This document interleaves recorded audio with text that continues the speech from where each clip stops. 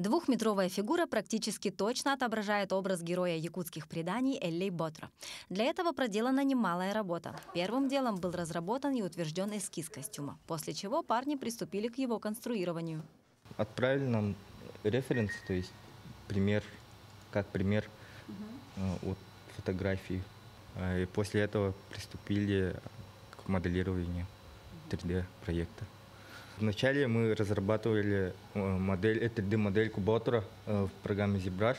Примерно заняло неделю. Сначала была идея сделать из вот таких вот пластин оригинальных, скажем так, историчных, но так как пластины слишком маленькие для такого вот большого экспоната, было принято решение сделать пластины чуть побольше, отформовали их, вот с Сафроном сделали 3D-модельку вот эту вот, которую вы можете увидеть, она прекрасна на самом-то деле.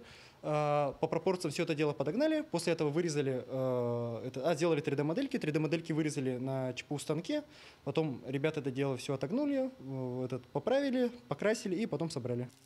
Далее за костюм взялись швейные феи. За неделю мастерицы подобрали ткани, мех, сшили все детали комплекта и расшили узоры.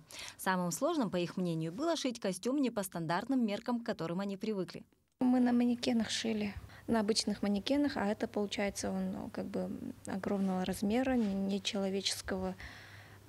Прям на нем делали выкройки, и вот так получилось. И, наконец, самое главное – голова. Ее распечатали на 3D-принтере и покрыли жидкой резиной. Но самое интересное даже не это, а то, что на выставке фигура буквально оживет. Там поставили звук и движение головы. Когда люди будут подходить, энергомотор будет поворачиваться налево-направо и говорить разные слова. Но слова пока еще думаем. Но тестовое слово «руехал» «неренергей» – приветствие. Помимо Эллей Ботра, ребята повезут с собой якутские национальные костюмы мальчика и девочки, в которых участники будут приветствовать посетителей, а также фигуры знаменитых якутской лошади и быка холода. Ну а уже 4 ноября на территории ВДНХ откроется обширная экспозиция, которая будет работать до 12 апреля. Мария Кардашевская, Григорий Хлопков, Якутск.